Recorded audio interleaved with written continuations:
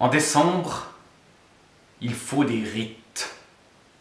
Il faut, quand les jours sont noirs, quand les nuits sont encore plus noires, quand les seules lumières sont artificielles, des moments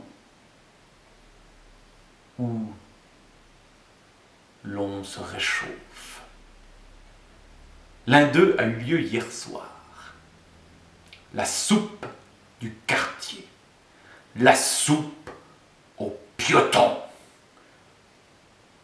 La soupe au pied de porc. La soupe au pois avec du gras. Du gras pour passer l'hiver. Avec du vin chaud. Avec des rires tout aussi gras que les piotons. Avec du thé pour les vieilles dames et des bières pour les hommes. Hier soir, des noms oubliés depuis l'enfance ont ressurgi. Des histoires qu'on se racontait et qu'on ne se raconte désormais plus que quand on a un peu trop de vin chaud et un peu trop de pioton dans l'estomac. Hier soir, on a senti ce que signifiait le mot quartier, le mot village,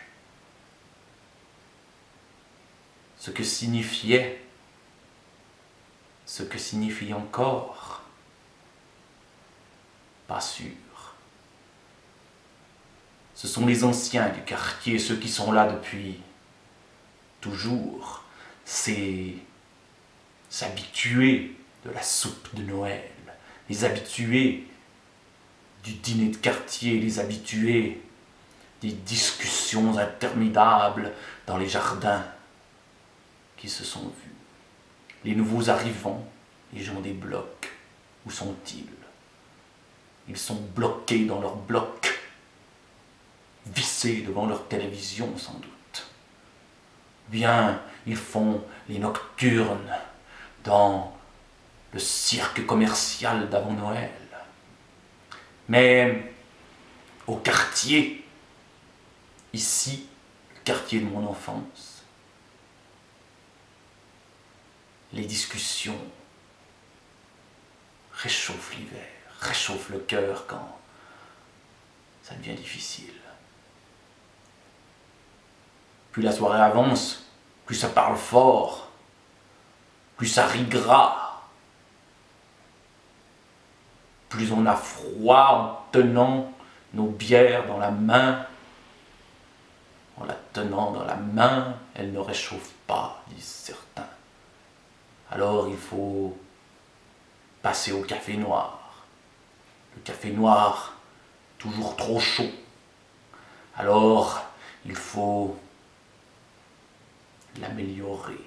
Alors les discussions repartent dans tous les sens, d'autres noms ressurgissent, d'autres histoires se créent. Il faudrait les saisir au vol, il faudrait les noter, mais la tête à ces heures-là ne note plus grand-chose. Elle se contente de réagir par des rires, toujours plus gras. Et le lendemain matin, quand on se dit devant cette caméra qui nous fixe d'un œil sévère, qu'on aimerait bien les raconter, ces histoires-là, elles ont disparu.